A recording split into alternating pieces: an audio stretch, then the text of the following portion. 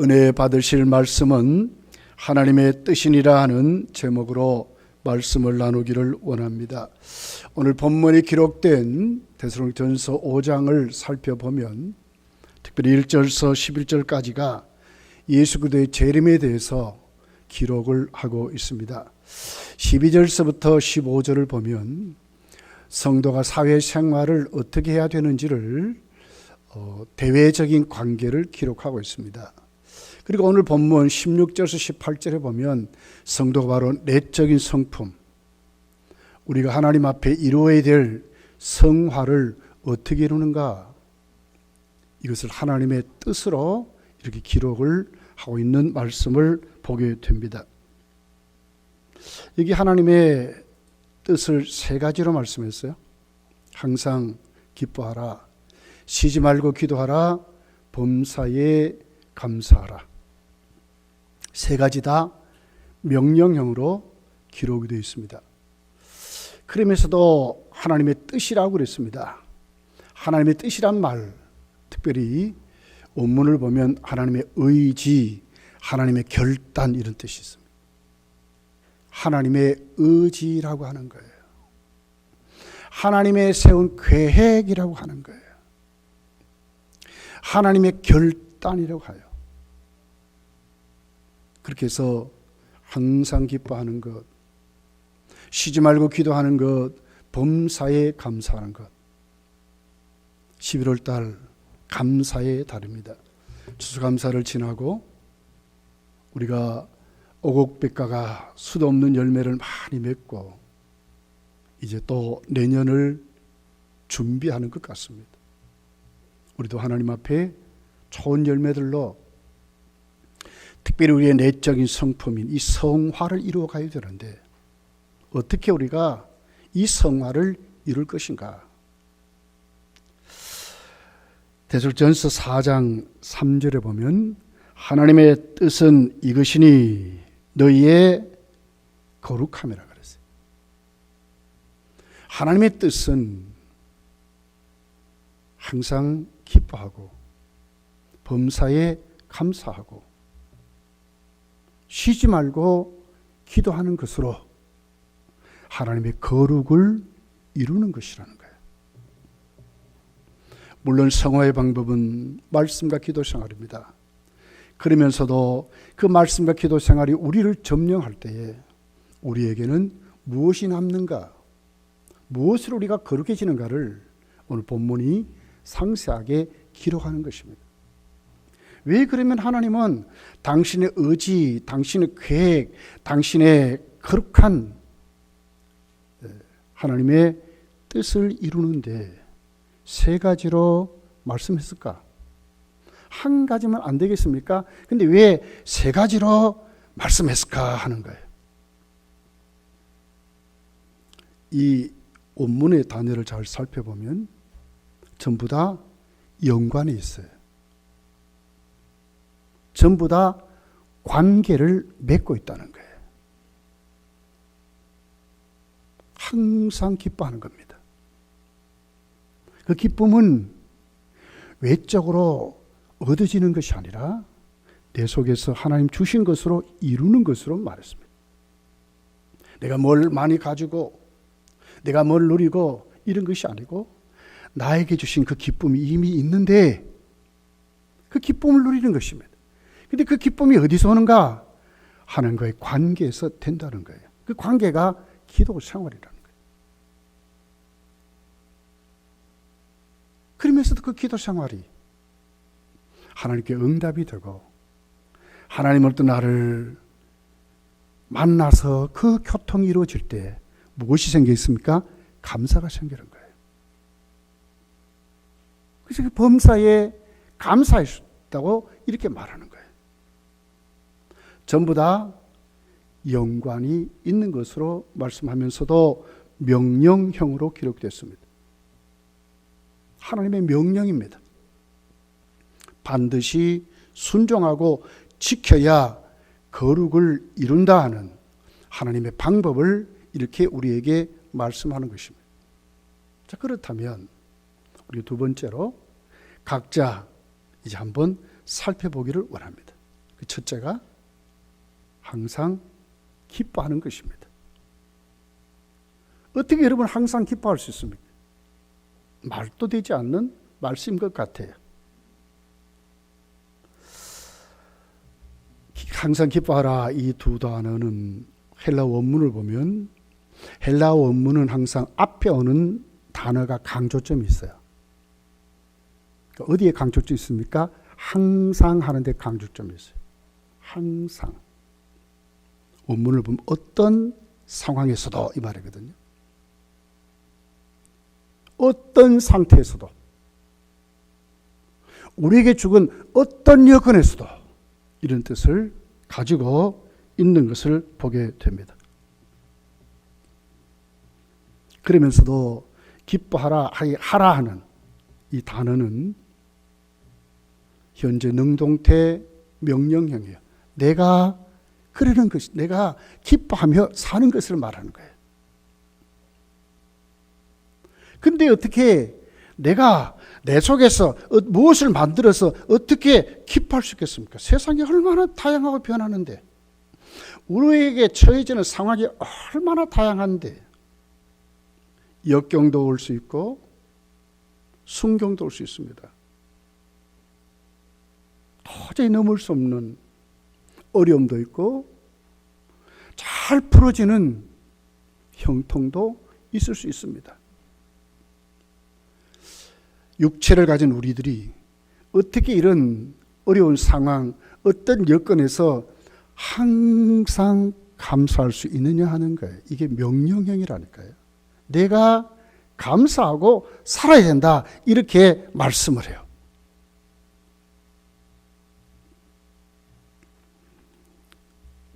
예수님은 우리가 박해를 받을 때도 기뻐하라 그랬어요. 마태복음 5장 11절에 이렇게 기록합니다. 나로 말미암아 너희를 욕하고 박해하고 거짓으로 너희를 거슬려 모든 악한 말을 할 때에 너희에게 복이 있다. 뭔 복입니까? 욕하고 박해하고 거짓으로 우리를 속이고 모함하고 모든 악한 말이 우리에게 주어지는데 이게 무슨 복입니까?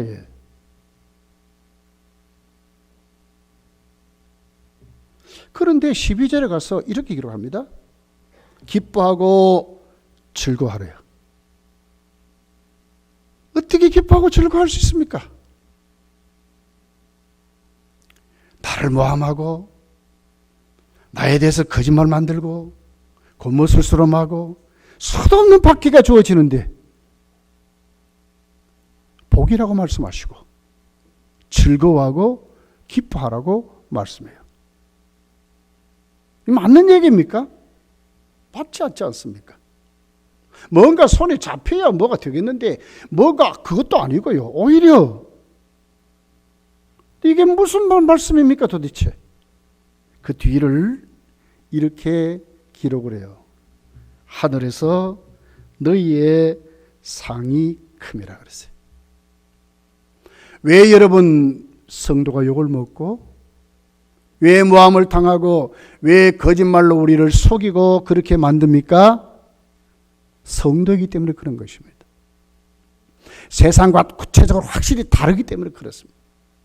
세상은 속여야 됩니다. 세상은 어떻게든지 그 사람을 눌러서 내가 이겨야 되죠. 그게 욕하는 것입니다. 어떻든지 그 사람이 거꾸러지도록 만들어서 해야 됩니다. 이게 모함입니다. 세상은 다 그렇는데 성도는 세상이 사람이 아니라는 거예요. 오히려 너희의 상이 큼이라. 왜? 하늘에 속한 사람, 하늘의 상이 크대. 너희 전에 있던 선지자들도 이같이 박해를 받았느니라. 우리의 믿음의 선배들 다 그렇게 살았다고 말씀하는 거예요. 복음 때문에 욕 많이 먹고요. 복음 때문에 모함을 많이 당하고요. 복음 때문에요. 거짓말로 나를 속이는 일이 생기면 감사하셔야 돼요. 오히려 기뻐하고 즐거워해야 돼요. 이것 때문에 하늘나라에 가면 상이 크기 때문에 우리의 믿음의 선지도 다 그렇게 살았다고 말씀을 해요. 어떤 상황에도, 어떤 조건에서도 기뻐하라고 말씀하는 거예요. 사도들은요, 채찍에 맞고 능력을 받아도 기뻐하고 그랬습니다. 초대교회에 큰 부흥이 일어났어요. 사도행전 5장 14절에 보면 믿고 주께로 나오는 자가 더 많으니 남녀의 큰 무리더라. 세상의 예루살렘 성전에 예수 믿는다는 무리들이 자꾸 많아지니 누가 시기하겠어요? 대상과 사두개인들이 시기하는 거예요. 여러분들 가만히 놔두면 안 되겠구나. 죽이기로 결의하고 그들을, 사도들을 잡아서 오게 가두게 됩니다. 밤에 주의 사자가 와서 옥문을 열고 제자들을 내보냅니다. 사도들이 나가서 합니까? 또 복음을 전하는 일을, 힘있게 복음을 전하고 그런 일을 만듭니다. 그 다음날 사도들을 잡아 죽이려고 가보니 없어요. 문이 열려지고. 어디 갔느냐 그랬더니 저 거리에서 복음 전하고 있습니다. 예수 전합니다. 다시 잡아왔습니다. 그리고 취조합니다. 가말리엘이 이걸 보고 그럽니다. 함부로 하지 마세요. 이것이 진짜로 저들이 행하는 기적이, 저들이 행하는 이적이, 저들이 전하는 말씀이 진짜면 어떻게 하랍니까? 정말 하나님이 보낸 선지자면 어떻게 하랍니까? 삼가야 됩니다. 가만히 두면 하나님이 보낸 것은 흥하게 일어나지만 하나님이 역사하지 않는 것은 그러다가 자연적으로 사그러질 겁니다. 가만히 놔두십시다. 그랬더니 제사장과 사두개인들이 그들을 채찍질하고 능력을 행하고 다시는 예수 이름으로 하지 말라고 보내게 됩니다. 사도행전 5장 40절부터 있는 내용입니다. 그들이 옳게 여겨 사도들을 불러들여 채찍질과 예수 이름으로 말하는 것을 금하고 놓으니 사도들은 그 이름을 위하여 능력을 받는 일에 합당한 자로 여기심을 기뻐하면서 공회를 앞을 떠나니라. 그들이 날마다 성전에 있든지 집에 있든지 예수는 그리스도라 하고 가르치기와 전도하기를 그치지 아니했대요. 식을 두드러 맞고 말이요. 얼마나 협박했겠어요. 다시는 예수 이름으로 하지 마라. 다시 잡히면 훨씬 더 너희들을 두드러 패겠다고 무섭게 협박한 겁니다. 근데 오히려 풀려나서 더 기뻐하고 더 감사하고 나가서 힘써 예수님을 전하는 사도들이 기록을 하고 있는 것입니다. 예수님은 우리를 박해하고 모함하고 거짓말하고 우리를 속여도 너희들 기뻐하라. 초대교회 사도들은 두드러 맞고 핍박을 당하고 협박을 당해도 그들은 오히려 더 기뻐하고 감사했더라. 사도 바울은요, 육체의 가시가 있었어요. 3번이나 하나님께 간절히 기도합니다. 근데 하나님이 들어주지 않아요. 그런 하나님 앞에 사도 바울은 하나님의 뜻으로 깨닫고 오히려 감사하는 사도 바울의 모습을 보는 거예요. 고린도후서 12장 9절부터 있는 내용입니다. 나에게 이르시기를 내 은혜가 네게 족하도다. 이는 내 능력이 약한 데서 온 자의 짐이라 하신지라. 그러므로 도리어 크게 기뻐하면 크게 기뻐했대. 그대로 질병을 고쳐주지 않고 그 질병을 그대로 안고 목회하게 하신 하나님 앞에 오히려 더 크게 기뻐했대. 나의 여러 약한 것들을 대하여 자랑하리니 이는 그리스도의 능력이 내게 머물게 하려 함이라. 그럴 때에 하나님의 뜻은 뭡니까? 더욱더 바울 사도가 하나님을 의지하도록 만들어서 하나님이 멋있게 쓰심을 알았기 때문에 오히려 크게 기뻐하고 약한 것들을 오히려 자랑했다고 말씀하는 것입니다. 10절에 보면 그러므로 내가 그리스도를 위하여 약한 것들과 능력과 궁핍과 박해와 권고를 기뻐한다고 그랬어요. 그에게 처한 현실이 약한 것입니다.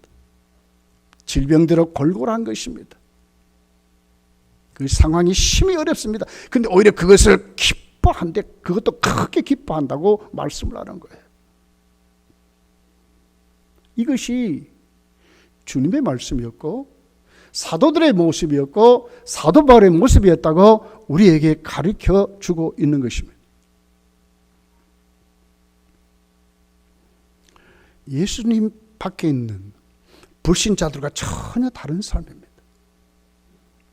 불신자들은요, 어떨 때 기뻐합니까?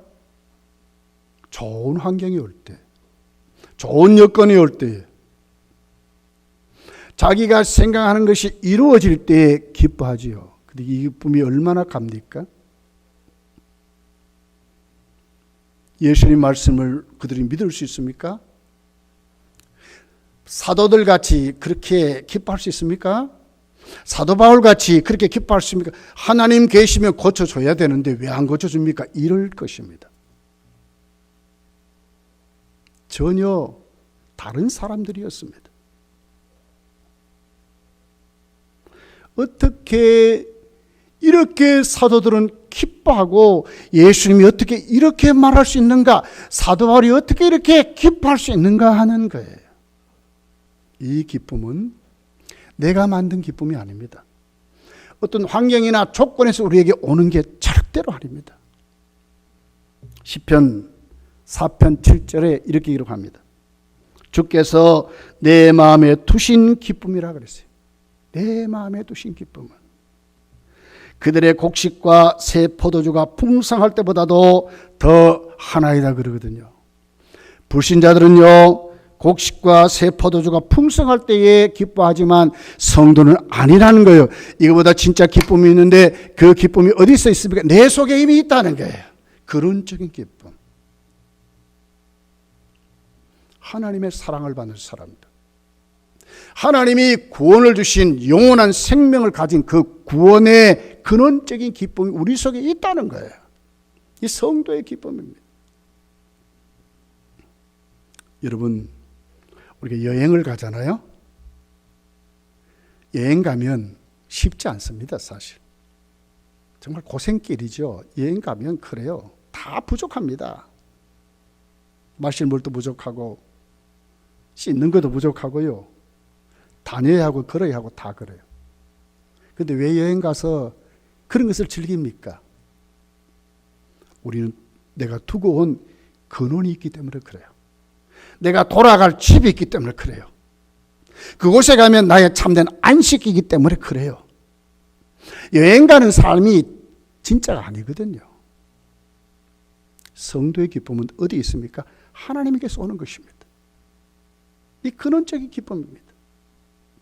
어려운 조건, 어려운 상황, 어떤 것이 나에게 온다 할지라도 이것은 성도의 삶에 잠시 지나가는 과정이지. 진짜 우리에게 있는 것은 뭡니까? 영원한 생명을 가진 하나님 나라의 상급이 있는,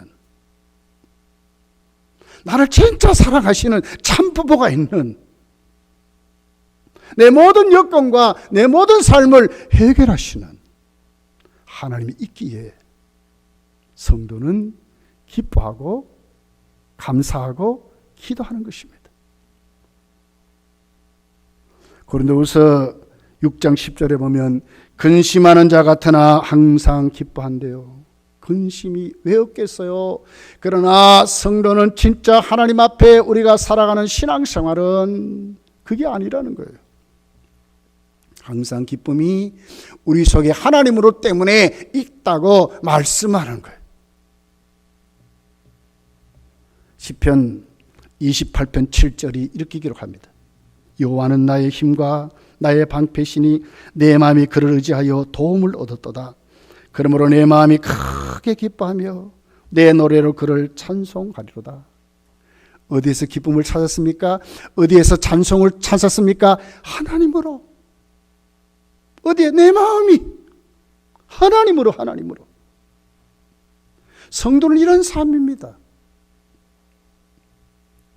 우리의 마음이, 우리의 근원이, 우리의 인격에 뿌린 우리의 마음이 하나님으로 샘을 얻을 때, 크게 기뻐할 수 있는 것입니다. 그 시편 기자는 하나님 우리에게 뭘 뒀다고요? 기쁨을 두셨다고 그런 거예요. 하나님이 주신 것입니다. 세상과 전혀 다른 것입니다. 시편 89편 16절에 보면 그들은 종일 주의 이름 때문에 기뻐하며 주의 공로로 말미암아 높아지리니 뭐요? 종일 주의 이름 때문에 기뻐한다 그래요. 주님 때문에 기뻐하는 것입니다. 하박국서 3장 10절에 보니까 비록 무화과 나무가 무성하지 못하며 포도나무에 열매가 없으며 감람나무에 소출이 없으며 밭에 먹을 것이 없으며 우리의 양이 없으며 외양간에 소가 없을지라도 하나님 여호와로 말미암아 내가 기뻐한다 그랬어요. 이것이 성도의 모습이라요. 세상에 찾을 수 없어요. 세상에서 아무리 세상에서 주는 기쁨이 아닙니다. 만들어진 기쁨이 아니라니까요. 하나님이 주신 기쁨이라니까요. 내게 두신 기쁨. 근심하는 자 같은 항상 기뻐하는 자이죠. 그렇다면 우리 두 번째로 쉬지 말고 기도하라 그랬어요. 왜 쉬지 말고 기도해야 됩니까? 바로 항상 기뻐하려고 하기 때문에 그렇습니다. 쉬지 말고 기도하라. 기도하라는 그 내용의 뿌리는 뭡니까? 하나님과의 교통을 말하고 있습니다. 우리의 삶과 우리의 내적인 우리의 모습이 하나님과 교통할 때 무엇이 생깁니까? 하나님을 만나지 않습니까? 거기에 생생한 하나님과의 만남에 기쁨이 넘치는 것입니다. 아하, 내 뒤가 든든하구나. 아하, 내가 가진 모든 것보다도 최고의 능력이요, 오늘도 나를 붙잡고 나를 움직이는 분은 우주의 주인이신 내 아버지 하나님이시구나 하는 것을 기도함으로 하나님을 체험하는 것입니다. 하나님을 만나는 것입니다.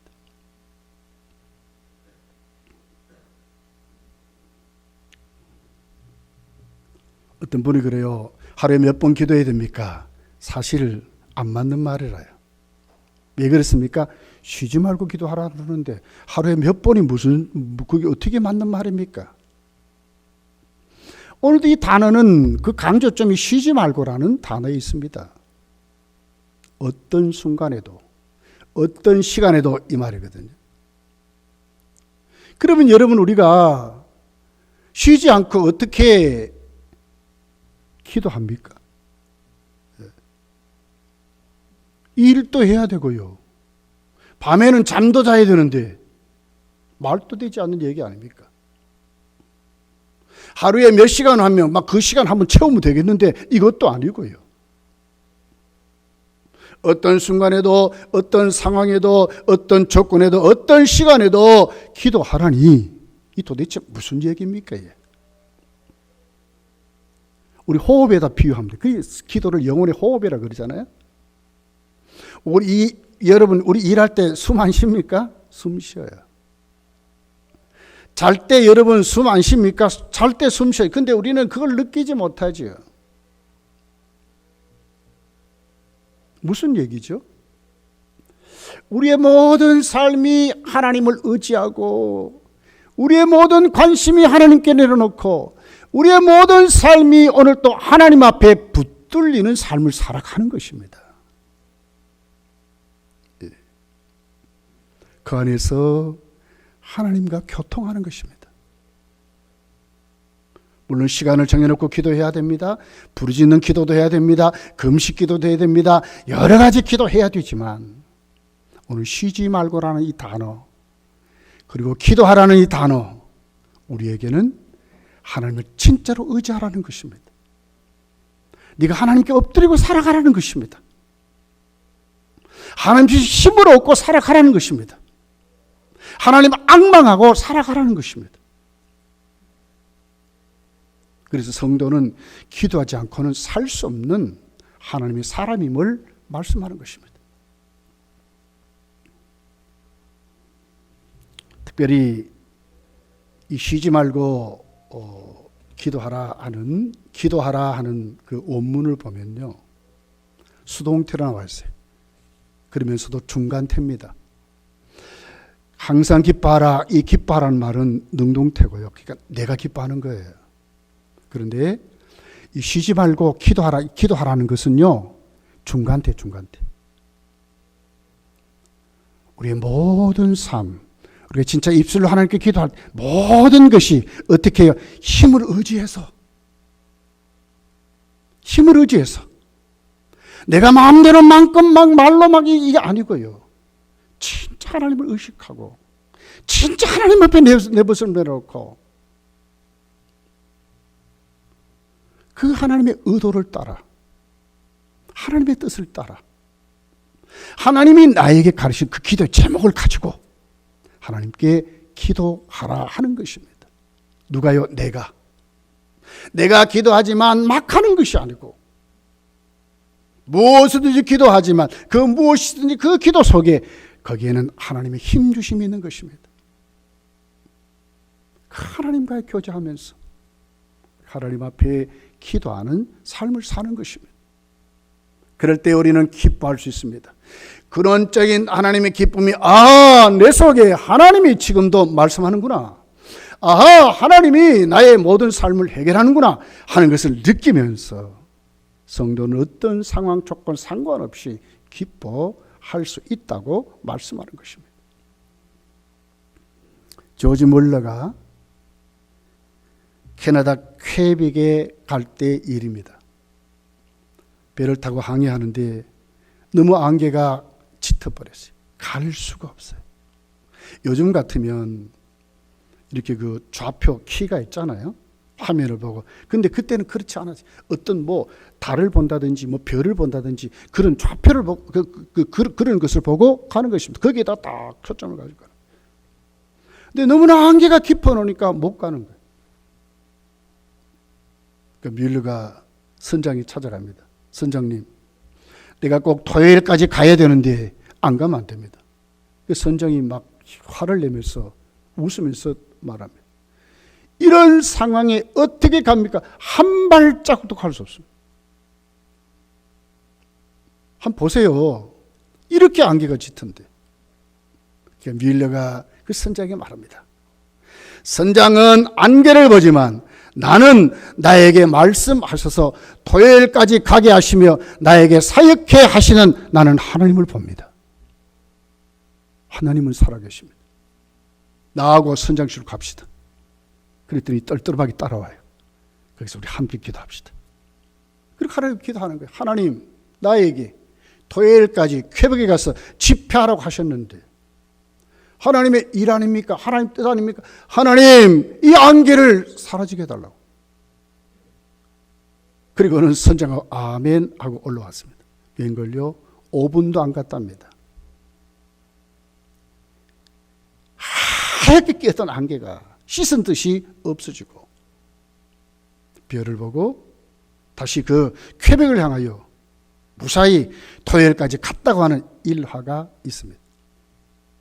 성도는 이런 사람입니다. 하나님이 살아계십니다. 왜 쉬지 말고 기도하라는가? 어떤 시간에도 어떤 상황에도 어떤 순간에 따지지 말고 기도하라 하느냐 하는 거죠.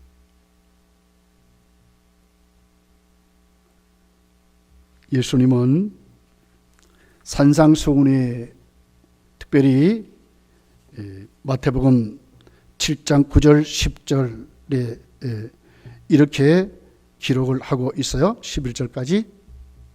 너희 중에 누가 아들이 떡을 달라 하는데 돌을 주며 생선을 달라 하는데 뱀을 줄 사람이 있겠느냐?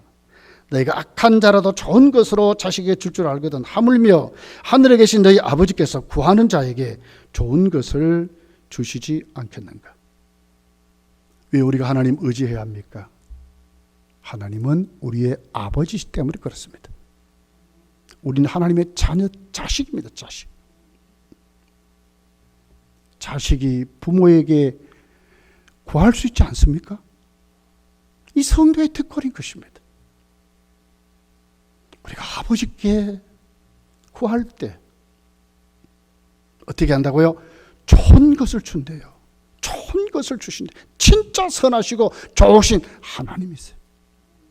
그러니 쉬지 말고 네가 기도하라는 거예요. 예수님 겟세마네 동산에 마태복음 26장에 보면 기도하러 가셨죠. 세 제자 데리고 갔어요. 그들은 기도하지 않고 잠만 잤어요. 예수님 그들에게 말하지요. 기도하지 않으면 너희들 시험 들어. 주님 말씀 그대로 그들은 진짜 시험이 들어버렸어요. 예수님 십자가 앞에 다 도망갔잖아요. 베드로 얼마나 큰 소리 쳤어요. 다 주를 버릴지라도 나는 주를 안 버리겠습니다. 그 큰 소리 쳤던 베드로가 1순위로 예수님 부인하고 면전에서 나는 저와 모른다고 당당히 말했던 그 베드로 아닙니까? 시험 들어버렸어요. 성도가 왜 기뻐하지 못합니까? 성도가 왜 시험 들어 여러분 넘어진다고 말합니까? 이유가 분명한 것입니다. 하나님 의지하지 않아서 그렇습니다. 기도 생활을 하지 않아서 그런 것입니다. 성도가 시험에 들지 않을 방법이 있습니다. 그건 뭡니까? 기도 생활하는 것입니다. 하나님 의지하고 사는 것입니다. 하나님과 교통을 살 때에 성도는 시험도 시험이 아니라 오히려 그걸 통해서 하나님은 당신의 큰 뜻을 이루신다고 말씀하는 것입니다. 야고보 4장 2절의 하반절이 이렇게 말합니다. 너희가 얻지 못하면 구하지 아니하기 때문이요. 그랬어요. 우리는 자녀입니다. 하나님께 쉬지 말고 기도하는 사람으로 세워질 때에 항상 기뻐하는 믿음의 사람으로 살아갈 수 있다는 거예요. 때때로 여러분 우리가 하나님께 기도하지만 응답되지 않을 때도 있습니다. 우리 예수님은 한 비유를 통해서 이렇게 말씀하셨어요. 누가복음 18장 1절에 예수께서 그들에게 항상 기도하고 낙심하지 말아야 할 것을 그 비유로 말씀하여 그랬어요. 항상 기도하고 뭘 하지 말라고요? 낙심하지 말래요. 낙심이 다가옵니다. 이렇게 기도했는데 하나님 어디 계십니까? 이럴 때 있다는. 그런데 낙심하지 말래요. 7절 8절에 이렇게 주님 말씀해요. 하물며 예수께서 그 밤낮 부르짖는 택하신 자들의 원한을 풀어주지 아니하겠나. 하나님이 택하신 자들이라 그러거든요. 하나님의 택하신 자들 때문에 원한을 풀어준대. 그들에게 오래 참으시겠느냐. 내가 너에게 이르노니 속히 그 원한을 풀어주시리니 그러니 인자가 올 때 세상에서 믿음을 보겠느냐 하시나 그랬어요. 손바닥 뒤집듯이 우리 신앙이 요러면 안 돼요. 믿음 없는 사람들이 그래요. 때로는 우리 기도가 안 되는 것 같고 때로는 응답이 안 되는 것 같고 수도 없는 기도하면 점점 더 어려움이 있을 때 오히려 하나님 앞에 낙심하지 말고 더 꾸준히 기도하는 것입니다. 그러면 반드시 하나님이 원한을 풀어주시듯이 하나님의 택한 백성들의 원한 그 답을 주신다는 거예요. 오래 참으시겠느냐? 믿음이 없기 때문에 자꾸 낙심하고 자꾸 이래요. 진짜 주님 오실 때 믿음 있는 자를 찾아보기 힘든데 이 말씀이 우리 가슴에 착 새게 하는 것입니다. 우리가 기도할 때 반드시 여러분 성령이 우리를 도우시고 우리를 위해서 기도해 주세요. 로마서 8장 26절 27절에 있는 말씀입니다. 이와 같이 성령도 우리의 연약함을 도우시나니 우리는 마땅히 기도할 바를 알지 못하나 오직 성령이 말할 수 없는 탄식으로 우리를 위하여 친히 간구하시니라. 성령이 우리에게 연약함을 도우신대요. 누구에게? 우리가 기도할 때 우리의 친히 간구하신대. 27절에 보니까 마음을 살피시는 이가 성령의 생각을 아시나니 이는 성령이 하나님의 뜻대로 성도를 위하여 간구하심이니라. 우리가 조금 우리의 기도의 방향이 잘못될 수 있지만 오늘도 우리를 통하여 나에게 연약함을 도우시고 힘을 주시는 그 성령이 나를 위해서 기도의 제목을 가르쳐 주시고 그러면서도 나를 위해서 기도하시는 그 성령은 하나님의 뜻 하나님의 계획을 알았기 때문에 우리를 위해서 기도해 주신다는 거예요. 예수님은 뭘 하고 계십니까? 로마서 8장 34절에 보니까 누가 정죄하리요? 죽으실 뿐만 아니라 다시 살아나신 이는 그리스도 예수시니 그는 하나님 우편에 계신 자요 우리를 위하여 간구하시는 자니라. 누가요? 주님은 지금도 우리를 위해서 기도하신대. 이 기도의 힘이 이렇게 힘 있는 거예요. 어떻게 응답 안 하시겠습니까? 자녀인데 상황에서 만들어지는 게 아십니다. 우리 속에서 만들어집니다. 내 심령에서 만들어지는 것입니다. 어떻게 해요? 하나님과 교통함으로. 이것이 성도의 내적인 성화를 이루는 것입니다. 세 번째로 보니까 범사에 감사한대요. 말도 안 되지 않습니까? 어떠한 형편이든지 좋든지 나쁘든지 상관없이 감사가 됩니까? 근데 왜 이렇게 기록합니까? 이것도 명령형이거든요. 그것도 현장이거든요. 계속 그렇게 살아가는 것입니다. 그러면서 능동태거든요. 내가 이렇게 살아가야 하는 것입니다. 무엇이 이렇게 만듭니까? 우리 속에 기쁨이 있을 때, 우리가 하나님께 부르짖는 기도가 있을 때, 하나님을 의지하는 우리의 삶이 있을 때, 거기에 감사로 살아갈 수 있다고 말씀하는 것입니다. 이 말씀의 강조 좀 더 범사에 있습니다. 범사입니다. 조건이 아닙니다. 이럴 때 감사하고 저럴 때는 아니야, 이게 아니고요. 감사입니다. 감사. 이것이 바로 불신자들과 성도의 차이점입니다. 성도는 범사에 감사하는 사람이지만 불신자들은 절대로 범사에 감사가 안 됩니다. 왜 그렇습니까? 감사하지 않고 살기 때문에 그렇습니다. 그들은 하나님을 모릅니다. 로마서 1장 21절에 나왔잖아요. 감사치 아니하고 그랬거든요. 왜요? 하나님을 모르기 때문에. 그 좋으신 하나님을 모르니까 원망 불평만 충만하고 사는 거예요. 전부 남의 탓만 하고 살아요. 자기가 잘못해놓고 자기가 안 해놓고 남이 안 한대.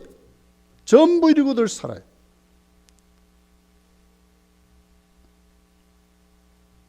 여러분, 성도는 하나님의 은혜를 압니다.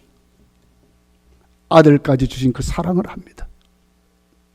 이게 근원적인 기쁨이고, 그러니까 아버지 하나님께 나가 기도하고 그 속에 감사가 넘치는 것입니다. 조건과 상관없습니다. 가진 것 상관없습니다. 사랑하는 방법과 상관없습니다. 성도는 하나님으로 오늘도 내 속에 주어지는 그 범사가 어떤 일이든지 하나님께 감사할 수 있다고 말씀하는 것입니다. 데살로니가전서 3장 4절을 보면 데살로니가 교회에는 엄청난 핍박이 다가오고 있었어요. 우리가 너희와 함께 있을 때에 장차 받을 환난을 너희에게 미리 말했는데, 장차 받을 환난이 너희에게 미리 말했는데 과연 그렇게 된 것을 너희가 아느니라 그랬어요. 데살로니가 교회는 그들이 불신자들을 통해서 받는 그 환난이 지금도 넘친다는 거예요. 바울 사도가 먼저 말했고 지금도 그것이 있다는 거예요. 그런데도 바울은 그들에게 범사에 감사라고 하는 것입니다. 왜요? 그런 것과 상관이 없기 때문에, 성도의 감사는 상관이 없기 때문에. 지난 주일 오후 예배 때 다니엘의 감사를 전했습니다. 다시 한번 읽어보겠습니다. 다니엘서 6장 10절에 있는 말씀입니다. 같이 한번 읽어볼게요. 시작. 다니엘이 이 조서에 왕의 도장이 찍힌 것을 알고도 자기 집에 돌아가서는 윗방에 올라가 예루살렘을 향한 창문을 열고 전에 하던 대로 하루에 3번씩 무릎을 꿇고 기도하며 그의 하나님께 뭐 했다고요? 감사했더라. 알고도, 이렇게 하면 사자굴에 집어던질 알고도 여전히 똑같이 하나님께 하루에 3번 예루살렘 성전을 향하여 창문을 오히려 열어놓고 봐라! 그러면서 기도하는 것입니다. 그리고는 이렇게 하면 사자굴에 반드시 들어가는데 왜? 왕의 도장이 찍히고 왕의 명령이 금언이 뿌려져 버렸잖아요. 선포됐잖아요. 그런데도 다니엘은 감사했다고 말하는 것입니다. 왜요? 하나님이 계시기에. 하나님이 자신의 인생을 책임지는 것이지 느부갓네살이나 주위의 모함이 자기를 넘어뜨리지 않는다는 것을 하나님이 하시기에, 하나님께 붙들렸기에 다니엘은 감사했다고 말씀을 하는 것입니다. 여러분, 11월 달 감사의 달입니다. 우리 거룩한 삶으로 하나님께 더욱더 멋있게 좋은 열매들로 주렁주렁 맺으시기를 예수님 축복합니다. 그러려면 어떻게 한다고요? 항상 기뻐하고 쉬지 말고 기도하고 범사에 감사하라. 이는 하나님이 우리를 향하신 하나님의 뜻이니라고 말씀하는 거예요. 하나님의 뜻입니다. 하나님의 의지입니다. 하나님의 방법, 하나님의 주권을 인정하는 것입니다. 그 믿음으로 여러분 예수님으로 승리하고 사시기를 예수님 축복합니다. 기도하겠습니다.